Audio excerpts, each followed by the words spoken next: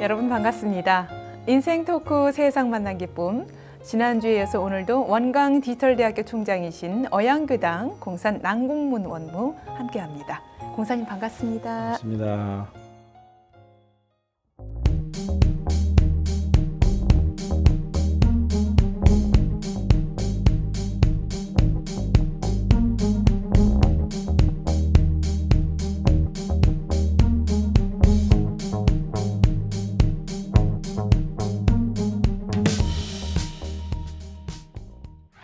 네, 공사님과 함께 지난 시간에 솔솔송 자원봉사대 창립을 비롯해서 정말 봉사활동 하셨던 그런 다양한 얘기들, 국내뿐 아니라 해외에서도 봉사하셨던 얘기들을 나눴습니다.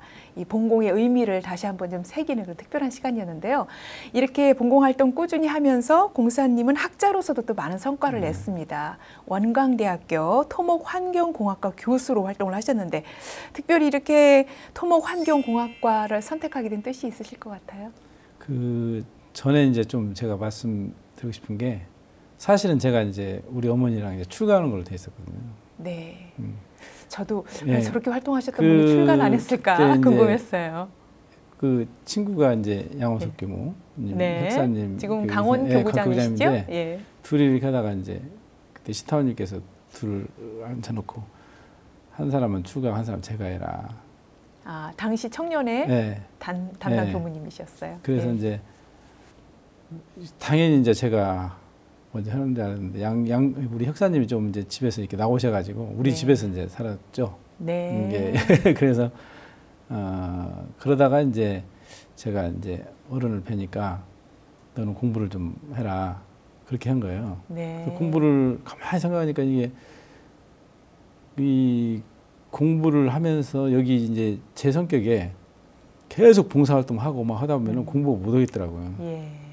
그래서 제가 그때 어린 마음에 그런 생각이 들어서 야 그래 우리가 이게 성장하면 이게 나이가 먹을수록 뭔가 좀 갖춰주는 것도 있고 사회적으로 좀 대학 것이 필요하지 않겠는가 이 얘기가 된 거예요. 네. 그래서 그래 그러려면 차라리 한번 미국 가서 공부를 해보자 하고 했는데 이제 토목공학 자체는 저희 아버님께서 토목을 하셨어요. 토목을 하셔가지고 예. 이제 토목을 모르고 이제 토목을 하게 됐고 예. 토목공학 중에서 이제 교통공학을 제가 하는데 교통공학은 이제 그때 당시에 이제 우리나라에는 별로 없었고 네. 외국에만 있던 학문이거든요. 그래서 이제 제가 교통공학을 해서 지금 현재 뭐 옛날에 뭐 비행장이라든가 또 뭐 KTX라든가 뭐 이런 신교통 시스템 같은 거 별로 얘기가 없었잖아요, 우리나라는. 그렇죠. 근데 외국에는 그것이기 때문에 그런 신학문을 좀 하고 오자 해가지고 예. 제가 하여튼 공부를 해서 제가 더욱더 교단에 네. 보존할 수 있는 그런 예. 것을 좀 갖추자 예. 하는 의미에서 사실은 제가 이제 공부를 하고 예. 그래서 지금도 출가하려고 한 사람이기 때문에 전무추신 정신으로 살자 하고 그렇게 살고 있습니다. 그렇군요. 뭐 제가 교도로서 뭐 출가 못지않게 더 큰 활동을 하시니까 예 든든합니다. 근데 공학하면 그냥 듣기만 해도 좀 딱딱한 학문처럼 느껴지거든요. 인간공학 특히 원무님은 또 감성적인 부분에 대한 연구 성과를 많이 내셨어요. 교통 앞서도 소개를 해주신 것처럼 안전 분야 이런데 또 큰 성과를 보이셨는데 어떤 내용인지 좀 구체적으로 소개해 주시죠. 저는 그 모든 것이 사람을 위해서 사람이 관여가 안 된 것이 없잖아요. 그렇죠. 그러죠? 근데 공학을 굉장히 딱딱하게 느끼는데 사실은 공학이라는 것은 첫 출발은 철학이고 철학에서 심리학으로 또 자연과학에서 그다음에 공학으로 이제 오는 거거든요. 공학은 자연과학에서 여러 가지 현상을 잘 설명해 준 그것을 가장 심플하게 만들어서 공학은 이제 제품으로 만들고 이게 생산하는 거거든요. 그런데 이제 저는 이 교통이라는 게 사람의 이동하는 거잖아요. 철도도 그러고 그렇죠. 뭐 비행장도 그러고 도로도 그러고 다 뭐 지하철도 그러고 그래서 이 사람의 행동이 굉장히 중요한 거예요. 그래서 사람들은 그쪽에 접근을 못하는데 저는 다행히 원불교 공부를 했잖아요. 마음이라는 거. 그래서 이제 하다 보니까 인지공학, 그다음에 이제 감성공학. 감성공학 같은 경우도 제가 이제 하게 됐고 그 전에 애매한 것을 수식으로 표현하는 퍼지라는 것도 제가 박사학위 논문을 여기서 그거 해가지고 우리나라에 그 전파를 했고 감성공학이라는 것은 뭐 따뜻하다, 쾌적하다, 크다, 적다 뭐 이런 여러 가지 마음의 그 스케일 있잖아요. 네. 그것을 수식으로 만들어서 그걸 실제 시뮬레이션 해가지고 이런 도로를 설계한다든지 지하철 설계한다든지 이런 데 적용을 하고 있어요. 예. 거기까지 한 것이 그 좀 어려운데 그렇게 접근하는 게 저희 우리나라에 저밖에 없어요, 사실은. 네. 근데 지금 현재 제가 이제 감성공학까지는 이미 끝났고 제가 새로운 공학을 지금 이제 접근하는 게 쾌적공학이라는 거예요. 쾌적공학. 네, 쾌적공학. 예. 여기 이 스튜디오가 하나하나는 참 아름답고 근데 전체적으로 보면 쾌적하다, 산뜻하다 그런 것도 있잖아요. 그렇죠. 컴퓨터블 엔지니어링 예. 그쪽까지 지금 정부 지원을 받아서 해가고 있고 예. 제가 지금 마지막으로 지금 우리나라뿐만 아니라 세계에도 없는 공학을 지금 제안을 하고 있어요. 어떤 거예요? 마음공학이라는 거. 마음공학. 마인드 엔지니어링. 예. 그래서 뭐냐면 우리가 그 근본은 육근이야, 육근. 육근과 육친이 있잖아요. 예. 그 육근의 안이, 비서, 신의가 느끼는 여러 가지 것들을 해서 우리가 종합적으로 판단하잖아요. 그것을 우리가 모형화 지금 시키고 있어요.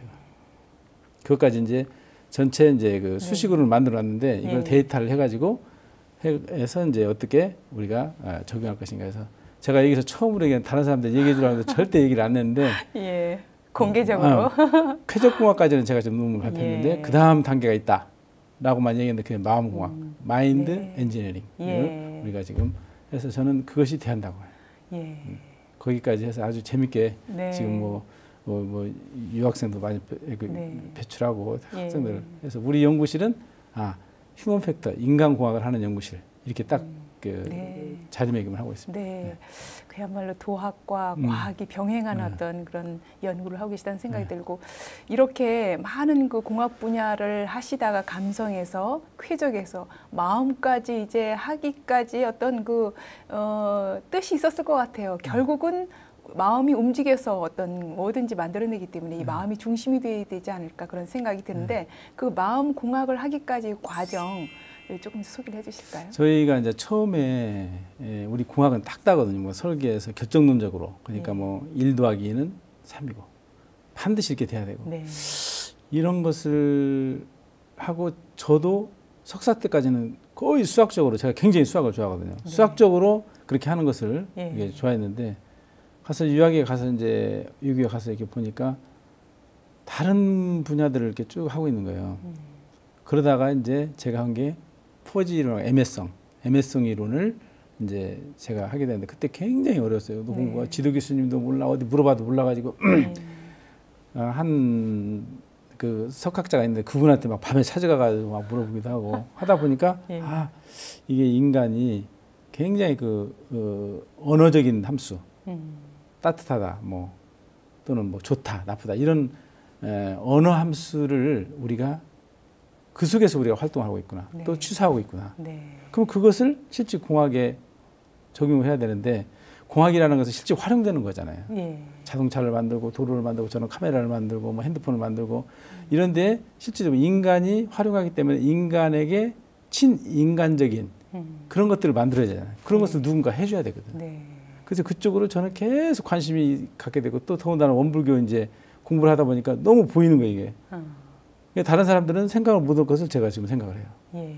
다른 사람들이 처음에는 야 무슨 뭐 쾌적공학으로 이게 되잖아요. 예. 그 논문을 내도 억셉이 잘 돼요. 그래서 결국은 우리가 인간의 행복한다는 게 모든 것을 인간이 인간을 위해서 인간이 활용하도록 만들고 그 속에서 행복이 창출돼야 하기 때문에 친인간적인 네.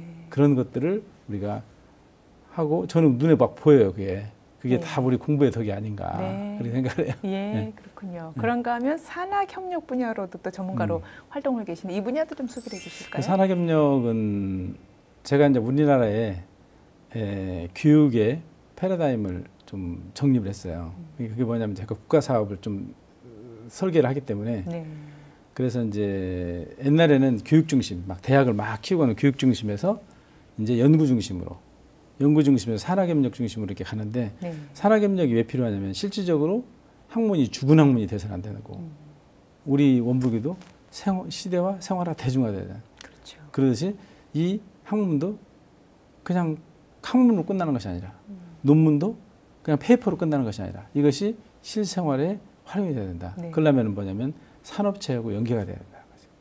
그래서 학생들도 산학의 교육을 시키고 그다음에 교수님들도 산업체와 연계된 연구를 하고 이런 시스템이 미국에 되어 있거든요. 그래서 네. 다행히 제가 이제 우리나라 교육부 그쪽 일을 좀 같이 이제 도와드리면서 그런 사업을 기획했어요. 그래서 네. 광역경영지원 사업이라고 그런 거예요. 지금 현재 각 대학이 하고 있는 55개 대학이 하고 있는 링크 사업 그것도 이제 제가 기획을 해가지고 하면서 산학협력을 어떻게 우리가 더 활성화시키고 실질적으로 학생들이 실무력을 배양시켜서 자기들의 취업과 연계하고 이렇게 할 수 있을 것인가. 그리고 또 하나는 우리나라 산업체에서는 대학 졸업자들을 별 인정을 안 하잖아요. 네. 그게 원인이 뭐냐면 산업체하고 전혀 관련이 적은 그러한 교육을 시켜서 배양한다, 양성한다는 거죠. 네. 그래서 사회뿐만 아니라 산업체에서 필요한 교육을 어떻게 학생들한테 시킬 것인가 하는 것을 우리가 하고 있고 네. 결국은 저는 그렇게 생각해요. 인재 양성, 우리 대학생들이 결국은 지역의 인재, 국가의 인재, 세계 인류의 인재가 되잖아요. 네. 그런 인재를 대학만이 양성하는 것이 아니라 지역사회, NGO 단체, 산업체 모두 함께 양성해야 된다. 네. 그 개념이 지금 미국에서 개념이에요. 미국은 그러니까 도네이션이 많잖아요. 네.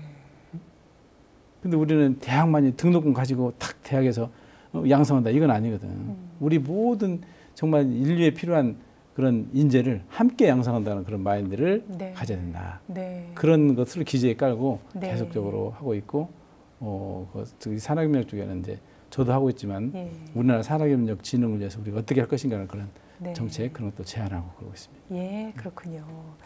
우리 청년들의 또 국제 교류, 또 원불기 국제 교화를 위해서 호스트 패밀리 제도를 운영하게 네. 되는데 이 제도가 어떤 건가요? 호스트 패밀리 제도는 제가 이제 우리 원광대학교에 옛날에 제안했던 건데 유학생들이 많이 오잖아요. 네. 제가 이제 미국에 유학을 해서 그런 걸 더 느꼈는데 미국에 오면 아주 유학생들이 아무도 모르잖아요. 그 지역도 모르고 네. 하는 언어도 잘 안 되고 처음에는. 그렇죠. 여러 문화 그러니까 정서가 낯설죠. 우리의 그 지역에 있는 그래도 괜찮으신 분들이 네. 1대1 매치가 돼가지고 이 호스트 패밀리가 돼가 가족이라고 네. 생각하고 예. 그분이 이제 뭐 주말에 한번 초청도 하고 한국 문화도 알려주고 뭐 그 애로사항이 있으면 또 이렇게 연결도 해주고 네. 이런 것들을 해주는 그런 역할을 하자. 그래서 궁극적으로는 유학생들이 지한국인, 한국을 아는 한국인, 친한국인, 네. 한국에 프렌드십이 있는 네. 그런 것들을 할 수 있는 그런 제도를 하자. 그게 이제 호스트 패밀리 제도죠. 그래서 익산시 그때는 익산하고 중앙교구하고 네. 전북교구까지 이렇게 해서 모집을 해서 나 호스트 패밀리 하고 싶다 하는 것을 풀을 놓고 거기에 이제 유학생들을 1대1 매치를 해주는 예. 이런 것들을 이제 하는 그런 제도를 좀 했으면 좋겠다. 그런데 그때 좀 하다가 그 이제 주체가 이렇게 돼서 지금 저는 그게 저도 지금도 제가 유학 시절에 호스트 패밀리 했던 분들하고 연결을 하거든요. 예. 그래서 정말 유학생들 외롭고 한국 문화에 대해서 모르고 하는 사람들을 이렇게 가정도 방문해서 한국 문화도 알려주고 같이 식사도 하고 네. 여러 가지를 함께 할 수 있는 예. 그런 제도가 이제 호스트 패밀리 제도인데 네. 그래서 사실은 미국에 특히 이제 선진국들은 많이 활성화돼 있어요. 네. 이게. 예. 예. 그래서 저는 그때 조금 더 욕심을 부려가지고 그때는 이제 그렇게 되면 뭐가 되겠습니까? 교화가 되겠잖아요. 그렇죠. 예. 그렇게 연결을 하려고 했던 거죠. 예. 예. 예.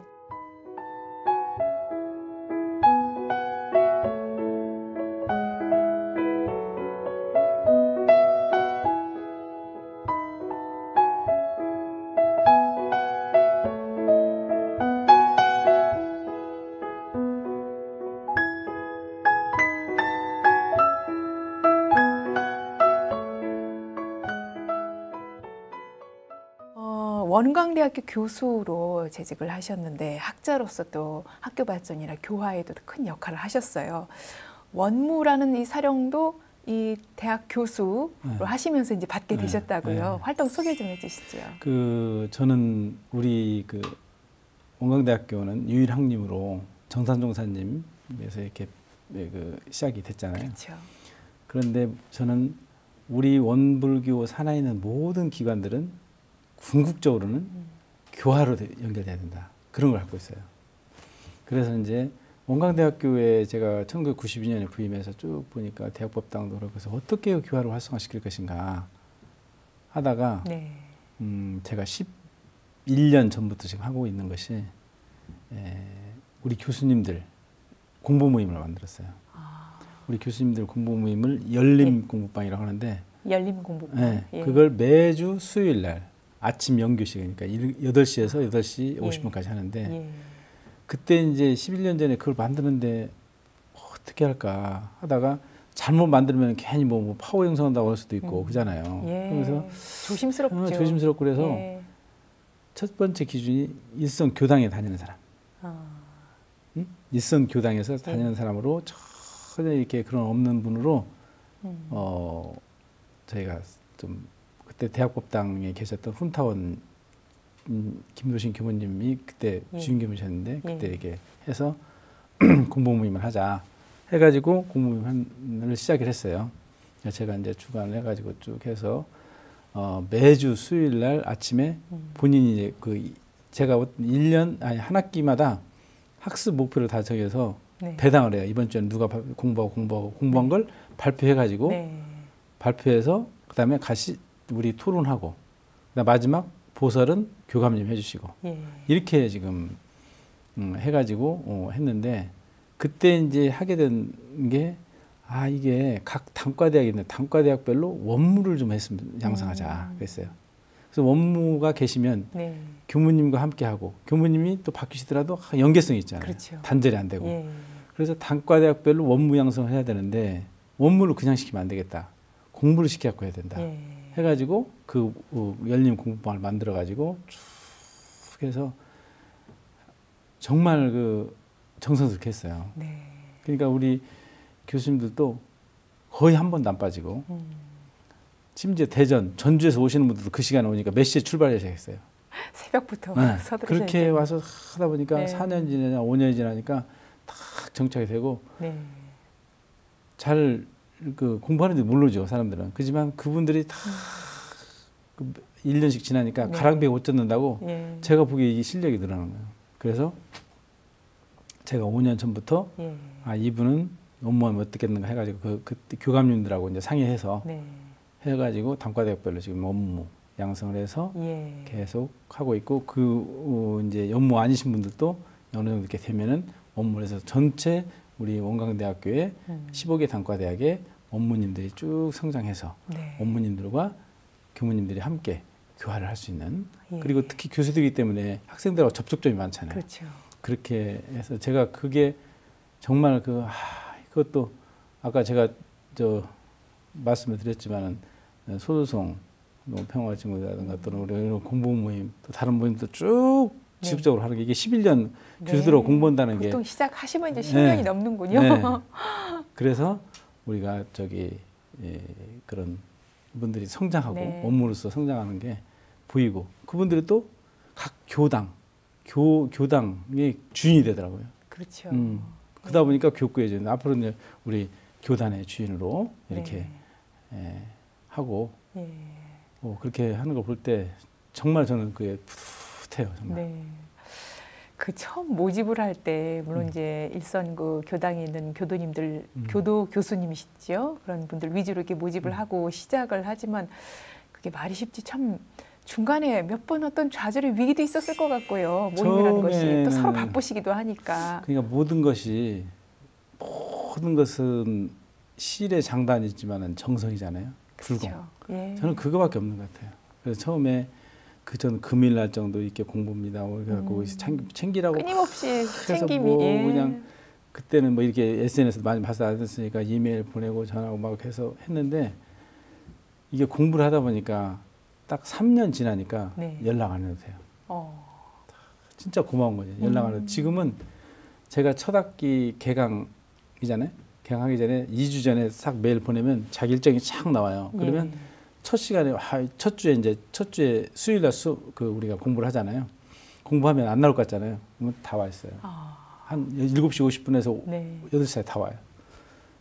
그냥 너무 편해졌어요, 제가. 그래서 그게 다 공부가 되니까 그리고 좋고 본인 실력이 저희가 지금 교전도 몇 번 공부했습니다. 전체 정전뿐만 아니라 대종경, 정산서 거기서 몇 번 돌아가고 대산종사님 법문도 공부하고 그것이 계속 이렇게 돌아가고 또 이제 우리가 모르는 것을 우리 대학법당의 교감님들이 정말 준비를 잘해가지고 보소를 해주시고 그래서 여기는 그 원무를 양성하는 정말 제가 교육자를 양성하는 그런 공부 모임을 하고 있고 거기에 보람을 느끼고 있는데 아까 10년이 넘는다고 하는데 제가 그 일화가 있어요. 제가 이제 소송을 이렇게 이제 하려고 이렇게 일이 교구에서 이렇게 차를 타고 오는데 그때 우리 김혜심 우리 교무님 아프리카에서 그때 청년 활동을 같이 이렇게 하셨거든요. 근데 지금도 기억나는 게 이 교구청에서 쭉 차를 타고 이렇게 오는데 저하고 같이 타고 오는데 신동 거기에서 저한테 야, 너 활동할래? 자문관 활동할래? 그래요. 그래서 예, 그랬더니 그러면 10년 이상을 네가 할 수 있으면 하고 그렇지 않으면 시작을 말아라. 그 시기 지금도 생생해요. 혜신 교무님은 저한테 그런 얘기 했다는 기억은 없을지 모르는데 저는 지금 처음 시작하기 전에 그래서 10년 해야 된다. 너 10년을 할 수 있는 할 수 있다고 생각하면 그런 네가 열정이 있으면 하고 그렇지 않으면 시작을 말아라. 그러더라고요. 그래서 저는 모든 일을 시작할 때 10년은 해야 된다. 뭐 대산종사님 법문 말씀드렸지만은 그렇게 하고 있습니다. 그렇군요. 10년이 뭐 우리 공사님의 모든 공부나 뭐 봉사나 모든 모임은 기본은 이제 10년입니다.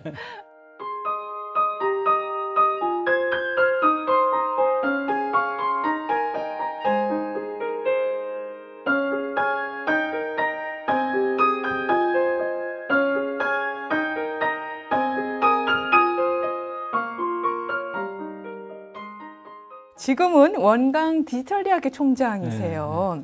간단하게 학교 좀 소개를 해주실까요? 원광 디지털대학교는 이제 원래는 이제 우리 대학이라는 것은 오프라인 대학에서 이렇게 하잖아요. 그런데 우리나라가 이제 IT 기술이 발달이 되고 하니까 2002년에 그 IT를 통해서 대학 고등교육을 실현해보자 해서 이제 2001년에 법을 만들고 2002년에 이제 학교를 설립을 하게 돼요. 그때 우리나라에 9개 대학이 이제 설립이 되는 거죠. 그때 이제 우리 디지털 대학 들어갔는데 사실은 이제 우리 고등교육법에 보면 원격 대학이 되어 있어요. 원격 대학. 고등교육법 2조 2항에 보면은 대학이라 하면 일반 대학, 전문 대학, 산업 대학, 교육 대학, 원격 대학 뭐 등등 이렇게 있거든요. 이 원격 대학에 방송통신대학하고 우리 사이버 대학이 있어요. 근데 이제 사이버 대학이라고 하는 게 이제 원격 대학을 만들 때 학교 이름을 사이버 또는 디지털로 해라. 그러니까 어떤 대학은 뭐 한양 사이버, 뭐 고려 사이버고 우리는 뭐 디지털, 서울 디지털, 원광 디지털에서 우리 디지털 대학으로 이렇게 돼서 이제 학교를 지금 17년 이렇게 되고. 우리 원광 디지털대학은 좀 특별한 학과들이 많다고 들었어요. 우리는 이제 21개 사이버 대학이 있거든요. 우리나라 이제. 우리 21개 사이버 대학이 있는데 되게 일반적으로 다른 대학들은 이 오프라인 대학에 있는 그런 과들을 많이 해요. 근데 우리가 봤을 때 그 경쟁력이 있겠느냐. 사실은 우리 원광 디지털 대학이 처음에 게임 대학으로 시작했어요. 그래요? 네, 게임 대학으로 시작했는데 게임이 대학으로 해서 안 되니까 이제 완전히 바꿨거든요. 바꿔서 일반학과 이렇게 했는데 그 중에서 이제 우리가 특성화, 21개 사이버 대학에서 가장 특성화되어 있는 대학이에요. 예를 들면 어떤 특성화된 학과가 우리는 있습니까? 특성화가 두 가지인데 하나는 웰빙하고 이제 한국 문화. 근데 웰빙은 이제 건강, 한방 건강 학과가 있고 한방 미용. 그다음에 요가 명상, 뭐 차문화, 뭐 이런 거가 있죠. 근데 우리 원광 디지털 대학교는 세계적으로 정말 하버드 대학에도 없는 그런 과들이 있어요. 세계에 하나밖에 없는. 세계 하나밖에 없는 과들이 있어요. 그게 요가 명상학과. 요가 명상학과. 학부에. 차문화 경영학과도 그러고. 그다음에 얼굴 경영학과. 얼굴 경영학과. 얼굴 경영학과 같은 데는 세계 어디도 없어요. 그런 과들이 있어서. 차문화 같은 경우도 뭐 전문대학이나 좀 대학원 과정이 있는데 학부 과정에 학부, 우리는 4년제 학부 대학이잖아요. 학부에 없어요. 또 육아명상학과 같은 경우도 인도에 이제 육아가 굉장히 그 네. 활성화되어 있잖아요. 네. 인도는 뭐 국민들이 다 하고 있으니까. 그렇죠. 근데 인도에도 학부는 없어요. 왜냐하면 생활화되어 있기 때문에. 네.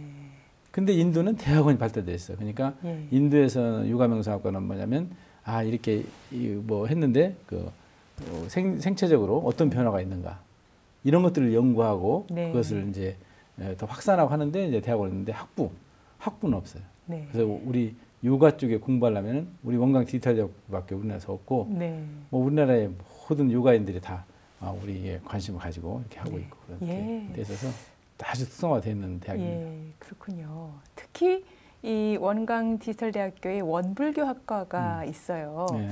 아마 이 제가교들한테 인기가 대단할 것 같은데 어떻습니까? 그러니까 원불교학과도 이제 만들게 된 동기가 우리 제가들이 체계적으로 이렇게 공부를 할 수 있는 그런 기회가 있으면 쓰겠다. 그런 니드가 있잖아요. 네. 아까 말씀드린 대로 옛날에는 저도 어릴 때도 보면은 교리 강습을 이렇게 따라다니거든요. 네. 교당에서 하고. 근데 그런 것도 많이 없고 하니까 그래서 이제 원불교학과를 만들었는데 좀 걱정을 많이 했죠. 네. 그런데 이제 그 교당의 일반 교도님들이 그 정말 원불교에 대해서 정말 체계적으로 한번 공부를 하고 싶다 하는 분들이 많아요. 네. 그래서 그분들이 현재도 한 140명 정도 재학을 하고 있고 그분들이 이제 졸업을 해서 마음 공부 지도사 자격증을 네. 취득을 해서 인성교육도 시키고 네. 그런 교도님들이 이제 그 교당에 정말 체계적으로 공부했으니까 저희가 정말 그 신심도 더 장해지고 네. 공부심도 장해지고 그런 네. 것 같아요. 예, 그렇군요. 사실 체계적으로 원불교 공부를 하고 싶어도 좀 뭐 원광대학교에 가서 이렇게 뭐 편입하거나 입학하는 거는 이제 출가를 해야 되기 네. 때문에 이제 망설여지고 좀 제가로서 활동할 수 있는 공부할 수 있는 데는 루트를 많이 찾으셨을 텐데 가령 이제 우리 제가 교도들 중에서도 뭐 어떤 분들이 좀 이렇게 지원을 해서 공부를 하고 있습니까? 지금은 이제 원무 지망생들도 많이 하고 그렇지 네. 않고 이제 일반적으로 이런 공부를 하겠다 하는 그 교당에서 이제 단장 중앙 예. 또는 또 교도회장 하다 보니까 이렇게 좀 공부를 하고 싶다 하는 분들이 많았는데 요즘은 그런 층들보다도 더 이제 보편화되는 것 같아요. 심지어 이제 청년들까지. 네. 청년들도 한번 공부를 하고 싶다. 네. 그래서 저희가 이제 우리 출가자가 좀 적어지잖아요. 그럴 때 이제 우리 좀 더 나가서 회상에서는 출가자가 구분 없이 이렇게 그렇죠. 정말 우리 교단을 예. 함께 해야 되니까 그렇게 하려면 우리 공부가 안 되잖아요. 네. 그래서 그런 분들이 이제 미리 준비도 하고 정말 보람을 많이 느끼는 것 같아요. 저도 네. 우리 교당뿐만 아니라 몇 분들은 이제 그 안내를 해가지고 다니는데 처음에는 막 힘들다고 그래요. 그런데 중간 지나서 졸업하고 나서는 제가 인사를 많이 받습니다. 정말 좋은 교육에서 감사하다고. 예. 예. 그리고 본인 공부를 하는 것 같은데 결국 수양하잖아요. 수양. 내 공부. 예. 내 공부 되니까 내가 정말 성불의 길을 제대로 갈고 이제 갈 수 있는 그런 길을 네. 안내해주고 하니까 예. 얼마나 좋아요. 그리고 저희가 이제 우리 원불교학과 교무님이 이제 김준환 교무님이 이제 학과장이시잖아요. 예. 근데 정말 콘텐츠를 정말 충실하게 우리 교무님들 그 중에서 다 훌륭하시지만 정말 그쪽에 이렇게 한 분들을 이렇게 콘텐츠를 만드니까 콘텐츠가 참 좋다. 그런 얘기를 많이 들어요. 네. 좀 많은 제가 분들이 또 관심 갖고 좀 원불교학과에 좀 지원을 하셨으면 하는 바람도 좀 갖고 있는데요. 근데 이게 좀 어려워할 수 있어요. 뭔가 네, 대학에 맞아요. 다시 뭐 네. 시작한다는 거. 근데 어떻게 좀 홍보를 좀 해주시죠. 많은 분들이 좀 지원할 수 있도록 어떻습니까? 저희가 뭐든지 어렵잖아요. 시작이 전에. 네. 한 그 뭐든지 그 마음을 내기 어려운데 마음을 내기 어려운 게 이제 컴퓨터가 어렵다. 또는 재정적인 좀 경제적인 것이 네. 부담이 된다. 그렇게 할 수 있는데 재정적으로는 우리가 충분한 장학금이 네. 있고 거의 뭐 조금 한 달에 커피 몇 잔 정도 이렇게 전략하면 한 학기 이게 돈이 될 정도로 이렇게 예. 되고 두 번째는 이 컴퓨터는 정말 친감 있게 돼 있어요. 우리가 핸드폰 정도 할 수 있는 분 같으면 누구나 다 할 수 있는. 예. 그래서 더 쉽게 정말 유저 프렌들리하게 할 수 있는 그런 시스템을 우리가 하고 있어서 예. 우리가 가보지 않은 길은 겁나잖아요. 그렇죠. 근데 한번 슬쩍 가보면 괜찮잖아요. 그 마음을 네. 이제 낼 수 있으면 되겠고 정말 우리가 70 80연세 드신 분도 다녀요. 훌륭하게 다닌다니까요. 예. 그러니까 이번에도 이제 청년들이 몇 명 이제 들고 하는데 그런 청년들은 이제 정말 지금 청년 때 30대 초반에 졸업하고 오면 네. 얼마나 많은 동안 활용을 하겠어요. 그렇죠. 네? 예. 요새는 100세를 넘으면 120살이라는데 그래서 참 빨리 이렇게 네. 좀 가능하면 좀 빨리 좀 시작하고 네. 저는 바람이 우리 청년들이 많이 했으면 쓰겠다. 청년들이 네. 바쁘지만 네. 그 속에서 공부하잖아요. 네. 예. 많은 우리 제가 교도님들이 좀 지원을 하셔서 공부할 수 있는 기회가 됐으면 좋겠습니다. 앞으로 이 원광 디지털대학교 발전을 위해서 또 어떤 준비하고 계신지 소개해 주시죠. 저희는 원광 디지털대학교는 지금 잘 성장을 하고 있고 특히 이제 제가 21개 사이버대학 총장협의 회장을 하고 있어요. 네. 네, 그래서 이제 이 사이버대학이 우리 그잖아요. 나만 발전을 하고 만들고 함께 발전해서 풀어가는 것들 있잖아요. 예. 그렇게 하면서 내부적으로는 우리가 역량을 강화한다. 그래서 저는 두 가지를 딱 하고 있어요. 하나는 첫째는 내실화를 기해야 된다. 내실화를 기해서 하고 두 번째는 특성화를 시켜야 되는데 우리 대학이 특성화되어 있다고 하잖아요. 네. 특성화되어 있다. 일반적으로 사람들이 어느 대학이 특성화되어 있다면은 무엇을 생각하냐면 과가 많고 공부하는 학생들이 많다. 그건 특성화가 아니거든. 그 속에서 어떠한 인재를 양성해 가느냐 네. 하는 그런 프로그램들, 교육 과정들이 중요한데 우리는 제가 지금 3년째 하고 있는 것이 특성화 속에 특성화라는 프로그램을 하고 있어요. 우리 학교가 특성화되어 있다고 하는데 그 속에 특성화된다. 네. 그래서 이제 차문화 경영학과가 있다. 그러면 차문화 경영학과가 현재 우리 학교밖에 없는데 다른 학교에서 만들 수 있잖아요. 네. 그랬을 때 학생이 나는 이러기 때문에 원광 디지털대학교 차문화 경영학과를 간다. 응? 뭐 부동산학과를 간다 하더라도 부동산학과가 많이 있는데 왜 원광 디지털대학교 부동산학과에 와야 되느냐. 이걸 만드는 거예요.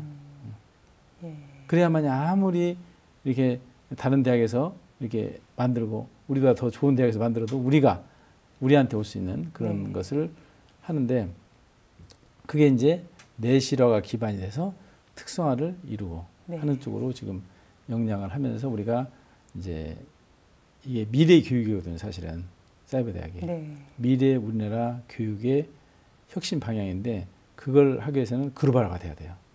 그래서 콘텐츠가 이 우리나라뿐만 아니라 세계에 이것은 오지 않고도 인터넷으로 핸드폰으로 얼마든지 볼 수 있잖아요. 그러면 뭐 언어 문제만 없으면 되거든요. 네. 그런 시스템과 그런 교수들의 역량을 강화시키는 것을 지금 중점적으로 하고 있고 마지막으로 이제 우리가 다른 대학에 앉는 것이 뭐냐면 대학의 책무성 얘기예요. 대학의 책무성이라는 것은 뭐냐면 이 대학이 대학으로만 끝난 것이 아니라 그 대학이 그 지역이 있으면서 그 지역을 혁신해야 되거든요. 네. 그게 이제 사회공헌, 그 지역사회와 함께 그 대학의 존립 가치가 대학으로만 끝나는 것이 아니라 그 지역사회의 슬픔과 기쁨과 발전과 모든 것을 함께 해야 되거든요. 그런 쪽으로 지금 저희가 해서 익산도 그러지만 우리가 서울에서는 구로, 영등포구 같이 이렇게 하고 있고 그렇습니다. 지역과 함께하는 대학으로 거듭나는 그런 발전을 또 기대를 해봅니다. 그리고 원광대학교와도 또 긴밀하게 서로 어떤 윈윈할 수 있는 기회가 될 것 같아요. 그렇죠. 어떻습니까? 원광대학교하고 이제 그것은 둘이 아니게 가야 되죠. 그게 이제 오프라인 중심이고 온라인 중심이고 하니까 이제 중요한 것은 이제 온라인 분야 이런 이론인 교육에 대한 그 협업. 그다음에 아까 말씀드린 지역사회뿐만 아니라 그 세계로 하는 그런 협업. 그래서 이게 이제 사실은 앞으로도 현재도 그렇지만 앞으로도 온오프라인 대학을 같이 하는 대학이 굉장히 상승할 거다. 그런 거예요. 그래서 지금 그런 대학들이 한 9개 있어요. 21개 중에서. 다른 대학들은 이제 못 만들고 있는데 그래서 우리 원광학원이 정말 그 발빠르게 우리 이 온라인 중심 대학을 만들었다는 게 정말 이게 획기적인 거예요. 그래서 온라인과 오프라인 서로 상호 보완하고 사회 윤진하고 그런 협업 체계를 계속적으로 지금 하고 이제 더 해서 우리 제 욕심은 전체 우리나라뿐만 아니라 이제 아까 말씀드린 대로 글로벌화하는 그런 중심축으로 이렇게 가면 우리 대학뿐만 아니라 우리 교법이 따라서 이렇게 가지 않겠는가 그렇게 생각합니다.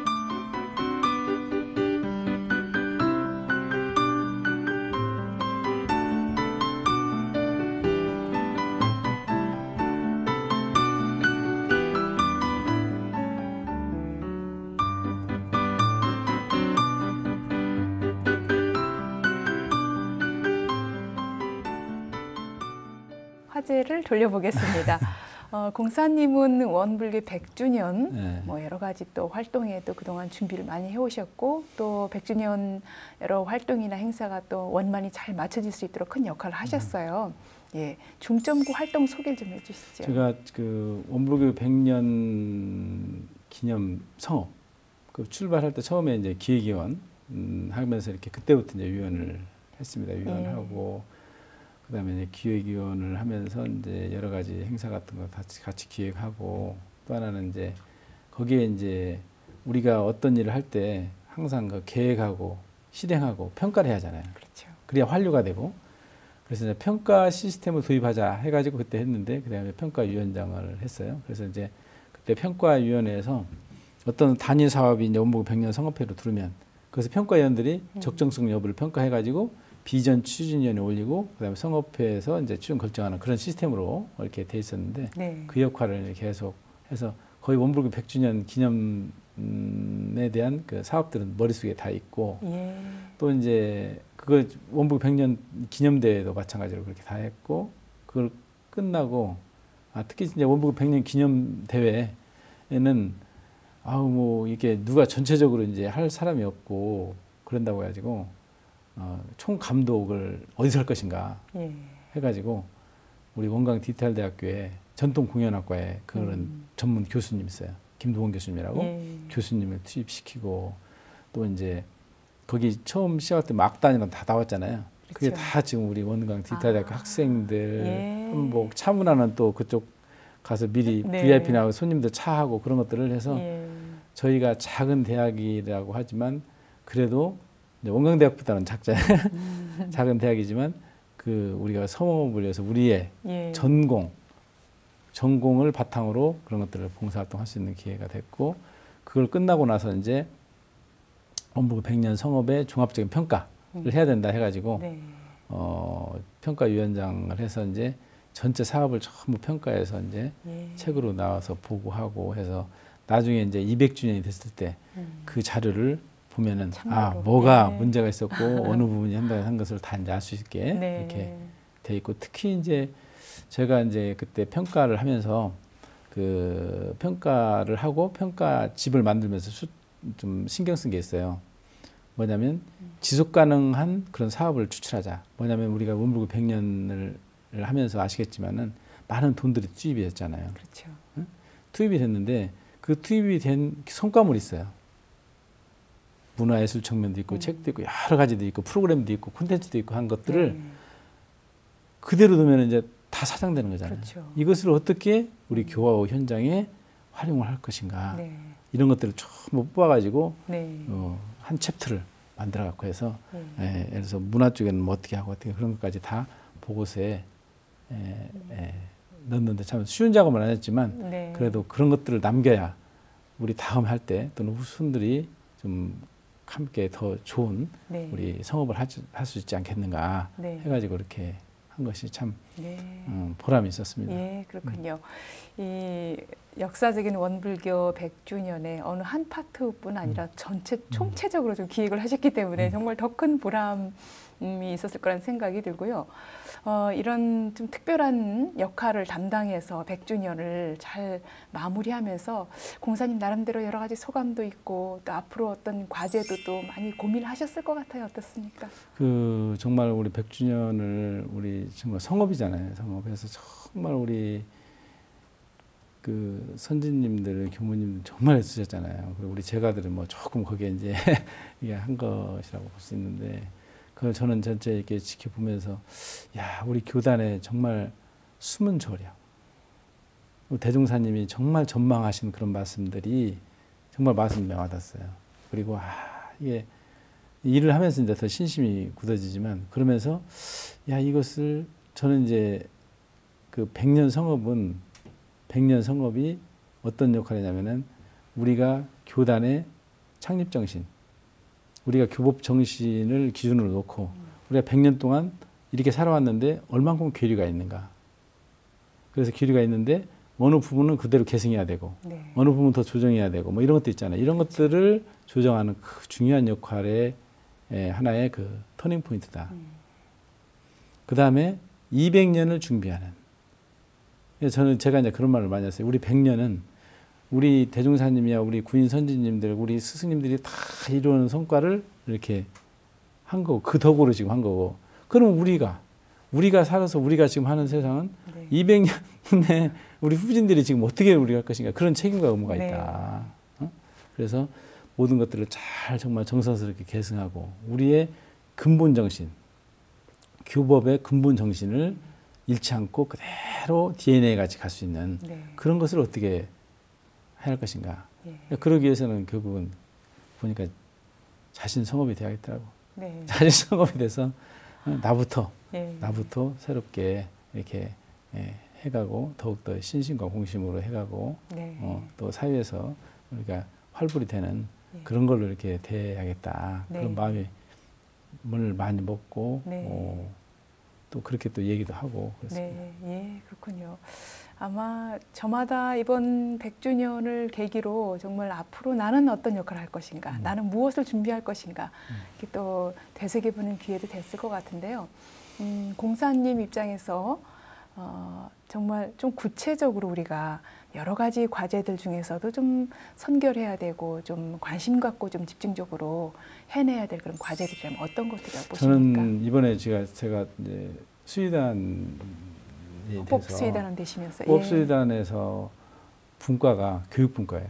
교육분과. 그래서 거기에 이제 교육상임위원회 상임위원회 이제 그 위원장을 이제 맡게 됐는데 제가 그 동안에 많은 교단에 일을 했는데 그 중에서 교육심의위원회를 좀 오래 했어요.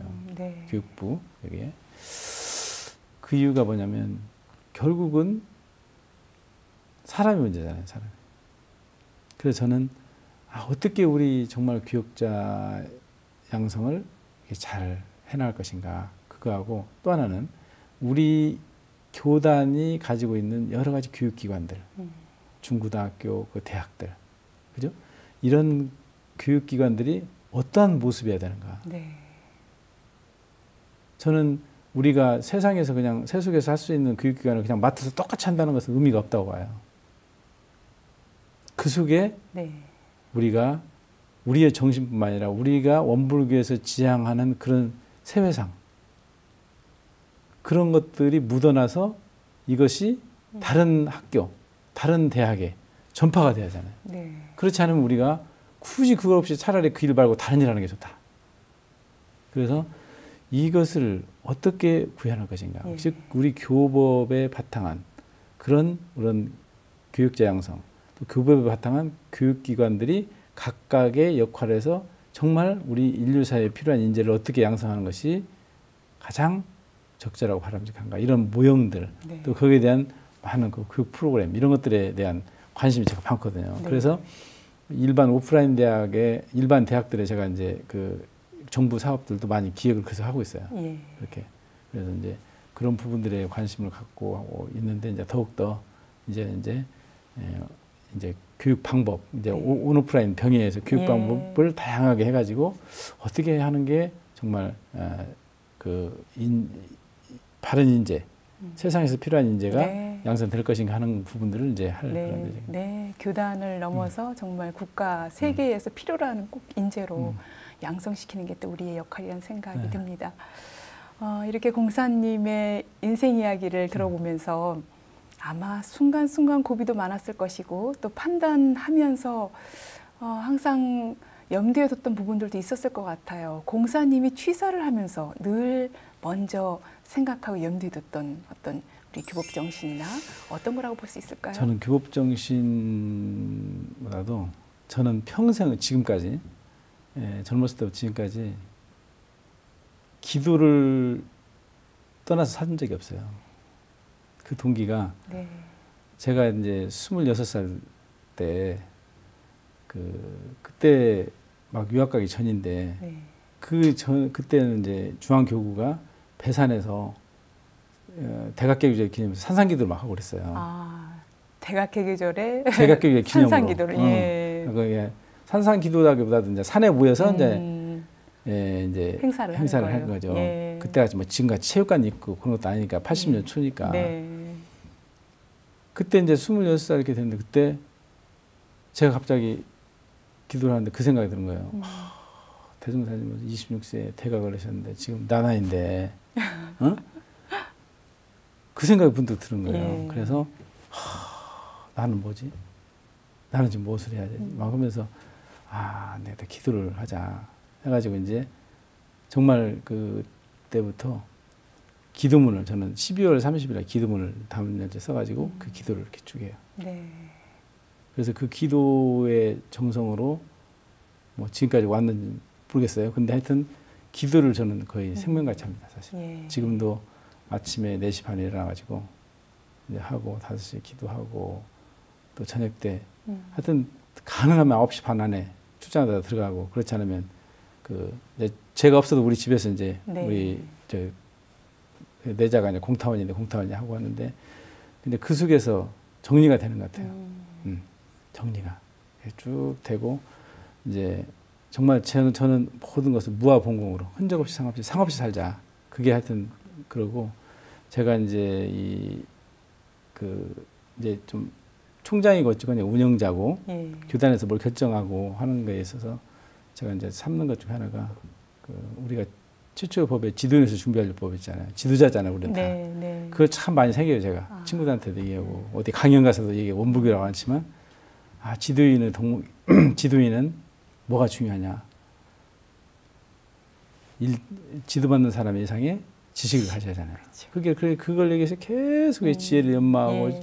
저 책도 읽고 뭐 지금 KTX 아니라 어디 항상 책 읽고 하고 다녀요. 그래서 그런 지혜를 연마하고 예. 어떻게 할 것인가 미리. 저는 미리 일을 다급하게 하는 것은 별로 없거든요. 미리 해놔 미리 연마하고 뭐 하면 생각을 하고 우리가 응유 형세를 봐서 미리 연마하기를 주할 것이오자 있잖아요. 네. 상신이 지금 1조에 그래서 그런 것들을 실천하면서 미리 준비하고 취소하고 하는데 그거에 대한 모든 것이 다 정제되고 취소하고 그런 판단은 아침 저녁 기도를 통해서 나온 것 같아요. 그 시간에 정리가 된 것 같아요. 예, 그렇군요. 앞으로 이제 어떤 계획 갖고 계신가요? 어떤 계획은 이제 기존 우리 이제 성불 제정하는 공부는 뭐 더 이렇게 해 나갈 것이고 우리 학교 제가 맡은 이제 원광 디지털 대학교는 이제 5,000명을 넘은 그런 대학으로 발전했는데 더 발전해서 정말 우리가 사이버 대학의 최고의 대학으로 저는 그렇게 성장을 시켜 나가고 아마 그렇게 될 걸로 이렇게 있습니다. 그렇게 해서 많은 좀 관심과 또 지도 편달도 이렇게 해주시고 다음에는 이제 우리가 호법 수의단으로서 이제 교육 상임위원회 활동을 통해서 정말 우리 교단의 어떤 사람 동사 이런 부분들을 어떻게 우리가 할 것인가 하는 것들을 우리가 체도 잡고 기준도 표준화도 시키고 또 더 나가서는 우리 하고 있는 그 교육 기관들이 우리나라의 교육의 표본이 되고 어떤 비전을 제시할 수 있는 그런 것들을 한번 만들어 보면 어떨까 그런 생각으로 열심히 해서 하여튼 우리 기대에 부응하도록 이렇게 하겠습니다. 네, 앞으로 준비하신 일들 잘 되시길 바라고요. 오늘 귀한 시간 이렇게 함께 해주셔서 고맙습니다. 감사합니다.